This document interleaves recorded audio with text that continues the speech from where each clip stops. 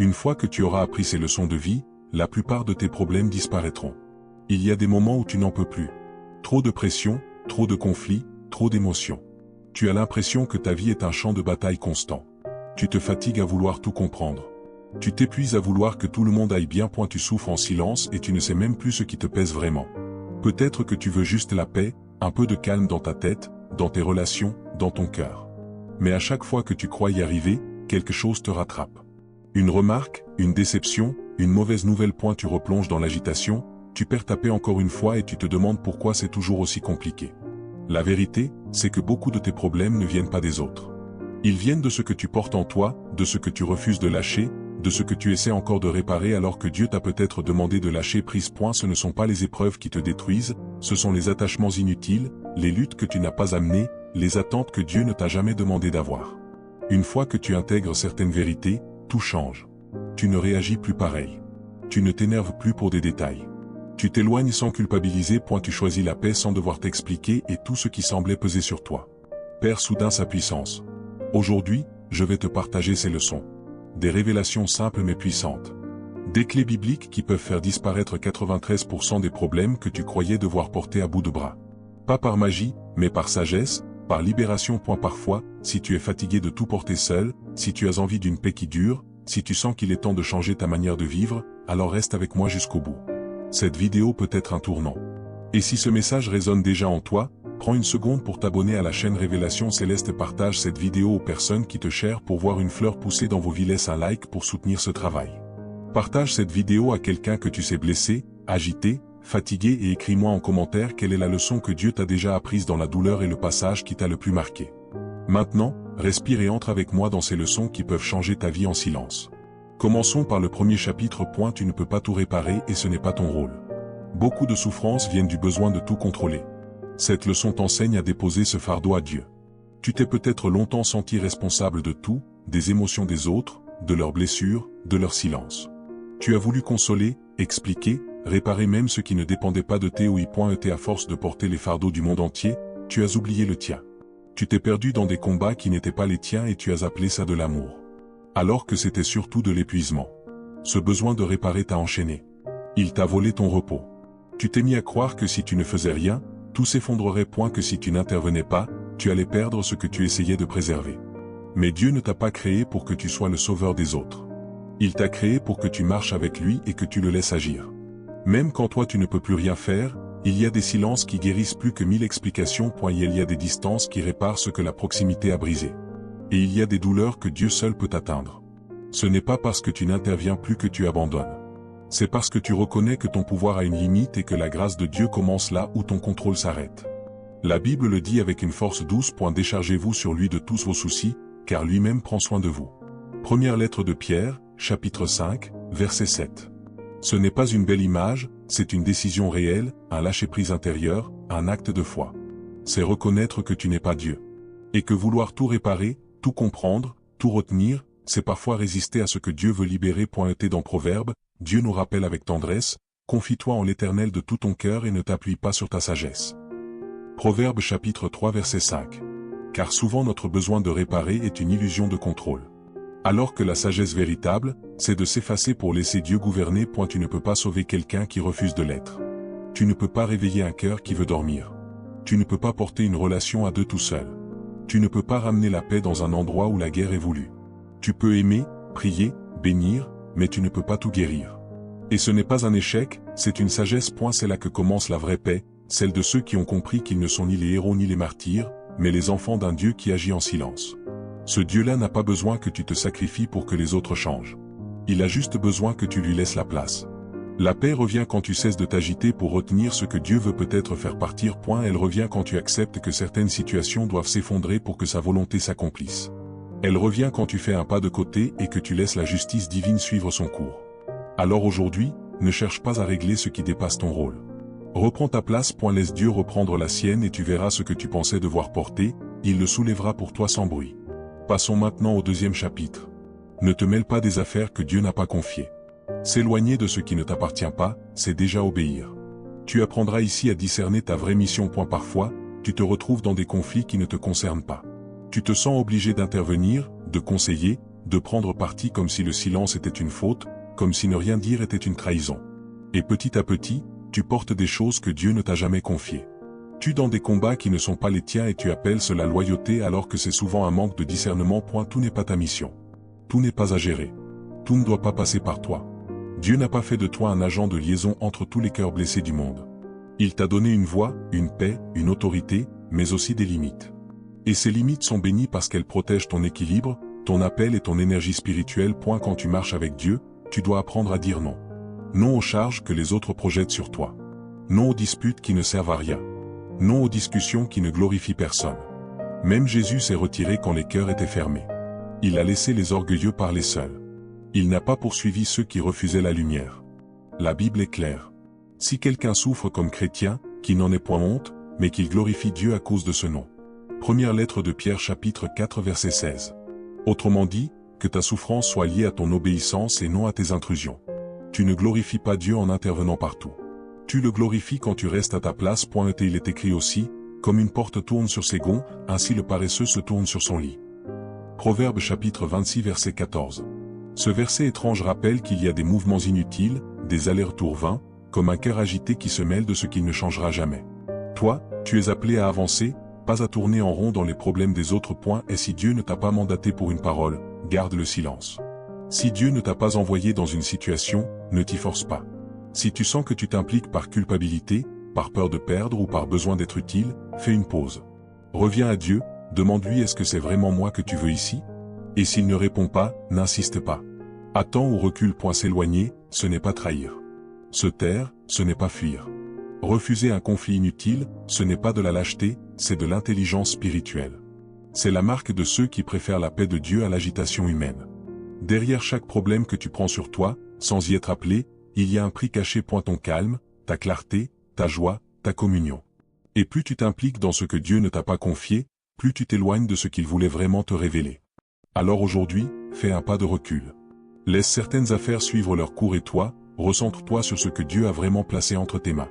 Tu verras que ta paix reviendra dès que tu quitteras les batailles qui ne sont pas les tiennes. Abordons à présent le 3e chapitre.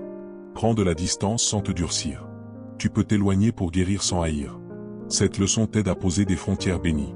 Il y a un moment où tu dois t'éloigner. Non pas par vengeance, mais par sagesse. Non pas parce que tu détestes, mais parce que tu veux te retrouver. S'éloigner ne veut pas dire abandonner. C'est parfois la seule façon de rester en paix, de rester debout, de rester vrai. Tant que tu restes trop proche de ce qui te blesse, tu te contiennes, tu minimises ce que tu ressens, tu fais semblant, tu prends sur toi et à force de rester là où ton âme souffre, ton cœur s'endurcit, pas par choix, par fatigue, par défense, par instinct de survie. Mais Dieu ne t'a pas créé pour que tu t'abîmes à petit feu. Il ne t'a pas demandé de rester dans une proximité toxique sous prétexte d'amour. L'amour se protège aussi. Il met des limites. Il reconnaît quand la paix n'est plus possible sans recul. Il choisit la distance pour ne pas détruire l'essentiel. La Bible dit, garde ton cœur plus que toute autre chose, car de lui viennent les sources de la vie. Proverbe chapitre 4 verset 23. Garder ton cœur, ce n'est pas devenir froid. C'est discerner ce qui hale ton âme et ce qui la sèche. C'est choisir la paix de Dieu, même si cela implique de marcher un peu seul pour un temps. Et il est aussi écrit, il y a un temps pour s'éloigner des étreintes. Ecclésiaste chapitre 3 verset 5. Ce verset peu cité est pourtant rempli de sagesse divine. Il reconnaît que certaines connexions doivent faire une pause, que l'étreinte devient parfois prison. Et que l'espace peut redevenir grâce. Prendre de la distance ne signifie pas fermer ton cœur. Cela signifie que tu choisis de soigner ce cœur justement, que tu choisis de respirer, de retrouver Dieu, de ne pas t'enfermer dans le besoin de plaire, d'arranger, de forcer ce qui ne veut plus tenir. C'est une forme de foi. Croire que Dieu agit aussi quand tu fais un pas de côté. Il y a des guérisons que Dieu n'accomplit qu'une fois que tu as tourné les talons. Il y a des révélations qu'il ne te donnera que dans le silence une fois sorti du bruit. Et il y a des paix profondes qu'il t'offrira seulement quand tu cesseras de rester collé à ce qui perturbe ton esprit. Tu peux t'éloigner et continuer à aimer. Tu peux te retirer et continuer à bénir. Tu peux fermer une porte sans fermer ton cœur. Et c'est là toute la beauté du recul spirituel. Il ne durcit pas, il purifie. Alors si tu sens que tu t'oublies, que tu t'éteins, que tu te tends à force de rester, peut-être que Dieu te parle justement à travers ce malaise. Et peut-être que la paix ne reviendra que lorsque tu oseras t'éloigner. Non pour fuir, mais pour guérir. Voici le 4e chapitre. La paix de Dieu vaut plus que toute justification. Tu n'as pas besoin d'avoir raison devant les hommes quand tu es en règle devant Dieu. Combien de fois as-tu ressenti ce besoin de t'expliquer, de corriger ce que l'autre pense, de rétablir ta vérité? Tu veux qu'on comprenne ton cœur? Tu veux qu'on reconnaisse tes intentions, mais à force de courir après la compréhension des autres, tu perds la paix que Dieu te donne gratuitement. Le besoin de te justifier te vole ton calme. Il t'oblige à te battre sur plusieurs fronts à la fois. Celui du regard des autres, celui de ton image, celui de ta blessure intérieure. Et pendant que tu réponds à tout, que tu t'expliques sans cesse, tu t'éloignes de celui qui t'avait déjà validé en silence. Il faut que tu saches ceci. Dieu ne te demande pas de convaincre, mais de rester en paix. Même quand tu es mal compris, même quand on t'accuse à tort, même quand ton silence est prié pour du mépris. Ta paix est plus puissante que toutes tes justifications parce qu'elle parle sans bruit mais avec autorité. La Bible dit, ne rendez à personne le mal pour le mal. Recherchez ce qui est bien devant tous les hommes. S'il est possible, autant que cela dépend de vous, soyez en paix avec tous les hommes. Lettre aux Romains, chapitre 12 versets 17 à 18. Ce n'est pas une fuite, c'est une priorité. Tu ne peux pas forcer la paix chez les autres, mais tu peux la protéger en toi. Et Jésus lui-même, lorsqu'on l'a accusé, n'a pas toujours répondu. Il n'a pas plaidé sa cause. Il a laissé la vérité parler par les fruits.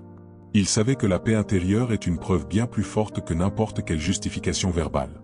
Il a choisi le silence et ce silence a désarmé même ceux qui voulaient le condamner. Souviens-toi aussi de cette parole, l'Éternel combattra pour vous et vous gardez le silence. Exode chapitre 14 verset 14.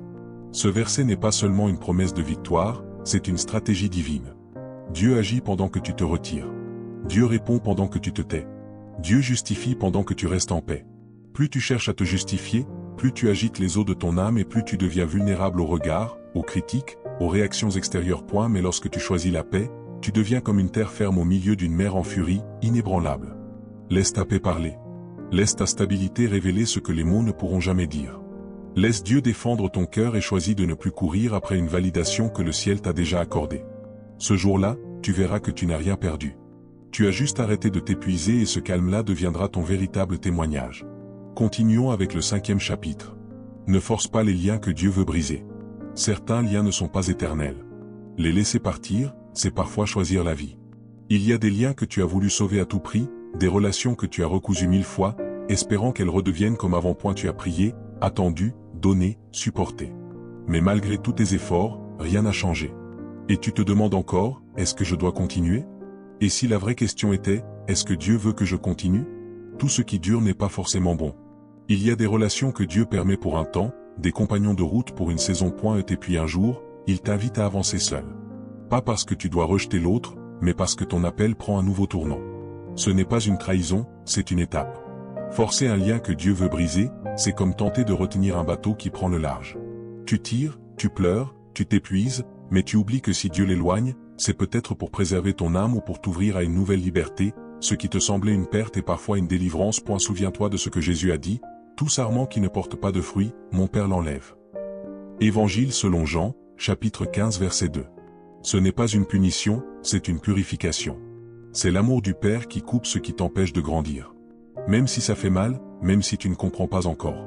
Et n'oublie pas cette sagesse de l'Ecclésiaste. Il y a un temps pour conserver et un temps pour rejeter. Ecclésiaste chapitre 3 verset 6. Vouloir tout garder, tout retenir, tout sauver, ce n'est pas toujours une preuve d'amour. C'est parfois une peur. La peur d'être seul, la peur d'avoir échoué. Mais Dieu lui ne t'abandonne jamais quand il t'éloigne de ce qui te détruit. Et si tu restes attaché à un lien que Dieu veut rompre, tu risques de manquer le nouveau qu'il prépare. Une relation plus saine, une paix plus stable, une mission plus claire. Mais il ne te la donnera pas tant que tu tiens encore l'ancienne avec les deux mains. Il attend que tu ouvres les doigts. Ce n'est pas facile de lâcher, surtout quand tu as investi ton cœur. Mais parfois l'amour, c'est savoir partir, c'est respecter le silence de l'autre. C'est accepter que la réciprocité ne vienne peut-être jamais et que ton cœur a le droit de guérir ailleurs. Ne force plus ce que Dieu veut desserrer. Ne retiens pas ce qu'il est en train de t'enseigner à laisser. Pleure s'il le faut. Prie bien sûr, mais avance en paix, en confiance, en foi, car ce que Dieu veut t'offrir ensuite n'aura besoin d'aucun effort pour tenir. Ce sera fluide, calme et construit sur sa volonté, pas sur ton insistance. Passons au 6e chapitre. Laisse Dieu corriger ce que tu ne comprends pas. Ne combats pas les plans de Dieu parce qu'il te dérange. Il sait ce que tu ignores encore. Tu n'as pas toutes les réponses et c'est peut-être ce qui te tourmente le plus. Pourquoi cette rupture? Pourquoi ce silence? Pourquoi cette injustice que Dieu semble tolérer? Tu regardes autour de toi et rien ne fait sens. Tu as prié, tu as espéré, tu as cru et pourtant tu ne vois toujours pas la main de Dieu, seulement le vide, le flou, l'incompréhension. Mais si tu ne comprends pas encore, cela ne veut pas dire que Dieu ne fait rien. Cela veut seulement dire qu'il agit dans une dimension que tu ne peux pas encore voir. Il prépare une paix, une sortie, une transformation pendant que toi tu es encore bloqué sur la scène actuelle. Et il ne te demande pas de tout analyser. Il te demande de lui faire confiance. Dieu est un bon père, pas un gestionnaire de crise. Il ne panique pas. Il ne réagit pas à l'émotion. Il voit tout. Il connaît les intentions cachées, les issues invisibles, les chemins que toi tu ne vois pas encore.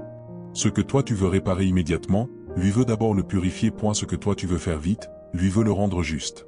La Bible dit, « Mes pensées ne sont pas vos pensées et vos voix ne sont pas mes voix, dit l'Éternel. » Isaïe chapitre 55 verset 8. Tu ne peux pas juger les plans de Dieu avec tes critères. Tu ne peux pas le comprendre avec une logique humaine. Il agit pour ton bien même quand tu ressens l'inverse. Et il est aussi écrit, « Sois tranquille devant l'Éternel et attends-le patiemment. » Psaume chapitre 37 verset 7. Cette patience n'est pas une passivité. C'est un choix courageux de ne pas prendre les choses en main quand Dieu ne t'a pas donné le feu vert. C'est un acte d'humilité, dire à Dieu, je ne comprends pas mais je me tais. Tu n'as pas à corriger ce que tu ne saisis pas. Tu n'as pas à forcer des explications. Il y a des douleurs qui n'ont pas de sens tout de suite. Et c'est justement là que la foi commence. Pas quand tout est clair, mais quand tu continues malgré le brouillard, laisse Dieu faire son œuvre.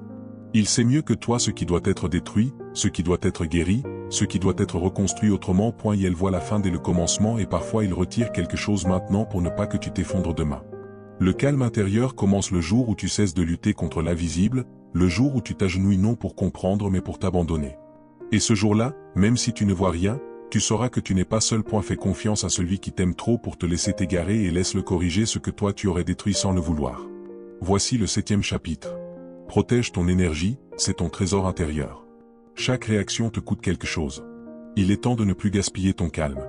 Il y a une fatigue que personne ne voit, une usure intérieure, pas dans ton corps, mais dans ton âme. Elle vient de toutes ces fois où tu as donné ton énergie à des conversations inutiles, des disputes vaines, des justifications sans fin. Elle vient de ton besoin de répondre à tous, d'apaiser tout le monde, de maintenir la paix extérieure en sacrifiant ta paix intérieure. Mais tu dois comprendre ceci, ton énergie spirituelle est précieuse. Elle est le lieu où Dieu te parle. Elle est ton espace sacré. Et à chaque fois que tu t'emportes, que tu expliques trop, que tu t'énerves pour des détails, tu diminues cette réserve. Tu t'affaiblis, tu te disperses, tu deviens vulnérable à ce que tu étais censé ignorer. La paix n'est pas seulement un état d'âme, c'est une protection. Elle te garde lucide, centré, fort et elle n'est pas gratuite. Elle s'entretient. Tu dois apprendre à dire non, à couper court à certaines discussions, à ne pas répondre à certaines attaques. Pas parce que tu es faible, mais parce que tu es sage. La Bible dit, « Celui qui est lent à la colère vaut mieux qu'un héros et celui qui maîtrise son esprit vaut mieux que celui qui prend une ville. » Proverbe chapitre 16 verset 32. Il y a une force dans le calme, une autorité dans le silence, une vraie puissance dans la retenue. Et il est écrit aussi, « Ne vous laissez pas entraîner par les disputes et les querelles de mots. Elles ne servent à rien et peuvent ruiner ceux qui écoutent. » Deuxième lettre à Timothée, chapitre 2, verset 14. Tu n'as pas été créé pour perdre ton énergie dans la provocation. Tu as été créé pour rayonner, pour bâtir, pour semer la paix. Chaque fois que tu entres dans une dispute inutile, tu abandonnes une partie de ton énergie. Tu quittes le terrain de la paix pour celui de l'émotion et tu laisses l'autre contrôler ton état intérieur. Ce n'est pas de la fermeté, c'est de la dispersion. Ce n'est pas de la réactivité, c'est de la perte. Tu ne peux pas empêcher les gens de parler, de critiquer, de provoquer, mais tu peux choisir ce que tu laisses entrer en toi. Tu peux filtrer, tu peux garder ton calme comme un trésor. Tu peux dire je ne répondrai pas. Et rien que ce choix devient une victoire spirituelle. Ce que tu protèges aujourd'hui te préservera demain. Ta paix, ton énergie, ton équilibre sont les outils de ta destinée. Ne les offre plus à ceux qui ne les méritent pas et tu verras que ta force ne fera que grandir. Continuons avec le 8e chapitre. Choisis la solitude que Dieu bénit. Dieu t'isole parfois pour te révéler. Ce n'est pas un abandon, c'est un rendez-vous. Il y a des moments où Dieu t'éloigne de tout, des gens, du bruit, des repères et tu crois que tu es en train de perdre quelque chose alors qu'en réalité tu es en train de retrouver l'essentiel. Tu n'es pas rejeté, tu es appelé à t'asseoir dans le silence pour entendre ce que tu ne pouvais pas comprendre en plein tumulte. La solitude peut faire peur parce qu'elle te confronte à toi-même. Elle te prive des distractions. Elle retire les voix extérieures pour amplifier celles de Dieu. Et ce face-à-face peut être déroutant, mais il est aussi libérateur parce qu'il t'oblige à cesser de fuir. Il y a des révélations que Dieu ne te donnera pas au milieu de la foule. Il y a des guérisons qu'il n'opérera qu'une fois que tu seras seul. Parce que tant que tu dépends des autres pour valider ton existence, il ne peut pas te montrer ta véritable valeur. Il t'isole pour t'élever. La Bible dit, mais Jésus se retirait dans les lieux déserts et priait. Évangile selon Luc chapitre 5 verset 16. Même le Fils de Dieu s'éloignait pour se recentrer. Il n'avait pas peur du vide. Il savait que c'est dans le désert qu'on reçoit la force pour affronter le monde. Et il est écrit aussi, quand je suis dans la détresse, tu m'élargis. Aie pitié de moi, écoute ma prière. Psaume chapitre 4 verset 2. Ce verset montre que l'isolement n'est pas une fermeture, mais une expansion intérieure. C'est dans la solitude que ton âme s'agrandit. Choisir la solitude, ce n'est pas se couper du monde. C'est refuser d'être dilué dans ce monde. C'est décider que ta relation avec Dieu vaut plus que l'approbation des autres. C'est dire oui à un rendez-vous sacré où rien ne compte, sauf sa présence. Ce n'est pas toujours confortable. Tu ressentiras peut-être du vide, des doutes, des absences. Mais si tu tiens ferme, tu découvriras une richesse que tu ne pouvais pas voir avant. Le calme, la clarté, l'onction, la direction. Tout cela t'attend dans ce lieu secret. Et un jour, tu te rendras compte que tu n'étais jamais seul. Dieu t'avait simplement mis à l'écart pour mieux te préparer. Et ce qu'il a construit en toi dans le silence, personne ne pourra te l'enlever. Alors, ne crains plus la solitude. Accueille-la comme un don. Car c'est souvent dans ce retrait discret que Dieu façonne les âmes les plus puissantes. Et terminons avec le 9e chapitre. Celui qui s'éloigne devient plus fort que celui qui s'accroche. La maturité spirituelle, c'est savoir partir sans bruit et grandir sans témoin. Il y a un moment où continuer à s'accrocher devient une forme de faiblesse. Non parce que tu es lâche, mais parce que tu refuses de voir que le temps est accompli. Tu t'agrippes à une personne, à une situation, à un rêve alors que Dieu te pousse à t'élever. Et s'élever parfois, c'est s'éloigner, partir sans haine, se retirer sans drame, prendre du recul sans demander à être compris. C'est une forme de force rare. Celle de ceux qui n'ont plus besoin d'exister dans le regard de l'autre. Celle de ceux qui savent que le vrai respect commence par soi. Quand tu choisis de t'éloigner, tu reprends ta liberté intérieure. Tu reprends ton souffle. Tu fermes des portes qui t'étouffaient, non par vengeance, mais pour revivre. Tu cesses de mendier l'attention, la reconnaissance ou l'affection. Tu sors du besoin et tu entres dans l'abondance intérieure. Et la Bible dit, ne jetez pas vos perles devant les pourceaux de peur qu'ils ne les foulent aux pieds. Évangile selon Matthieu, chapitre 7 verset 6. Ce verset souvent mal compris signifie aussi que ta valeur ne doit pas être gaspillée dans des lieux qui ne la reconnaissent pas. S'éloigner, c'est protéger ce que Dieu t'a confié. Et il est écrit aussi, heureux l'homme qui ne marche pas selon le conseil des méchants, mais qui trouve son plaisir dans la loi de l'Éternel. Psaume chapitre 1 verset 1 à 2. Celui qui s'éloigne des influences toxiques devient plus solide, plus clair, plus fort parce qu'il choisit la voie de Dieu au lieu du bruit des hommes. Tu n'as pas besoin de t'expliquer pour partir. Tu n'as pas besoin d'annoncer ton départ. Quand ton cœur est prêt, tu n'as qu'à marcher. Doucement, en paix et Dieu s'occupe du reste. Ce que tu laisses derrière, s'il devait te suivre, te retrouvera. Et s'il ne revient jamais, c'est qu'il n'était jamais à ta mesure. Ta paix deviendra ton mur, ton recul, ton armure, ton calme, ta couronne. Et ce silence que tu choisis aujourd'hui deviendra un témoignage plus fort que toutes tes paroles d'hier. Un jour, ceux qui t'ont vu partir comprendront que ce n'était pas une fuite, c'était une élévation. Tu as quitté la scène pour entrer dans le sanctuaire. Et dans ce lieu secret, là où plus rien ne fait de bruit, Dieu te révélera la plus belle victoire, celle d'avoir grandi sans spectateur. Tu n'as pas besoin d'en faire plus. Tu n'as pas besoin de lutter davantage. Tu n'as pas besoin de garder tout ce qui te pèse. Il suffit parfois d'une seule décision pour voir ton monde changer. Celle de faire confiance à Dieu là où toi tu aurais voulu forcer. Toutes ces leçons que tu viens d'entendre ne sont pas des idées, ce sont des invitations à déposer tes armes, à retirer tes mains de ce qui t'échappe, à t'éloigner avec douceur au lieu de t'attacher dans la douleur. Elle t'invite à sortir du bruit et à entrer dans ce sanctuaire silencieux où Dieu guérit, restaure et relève. Tu n'as pas été appelé à tout porter.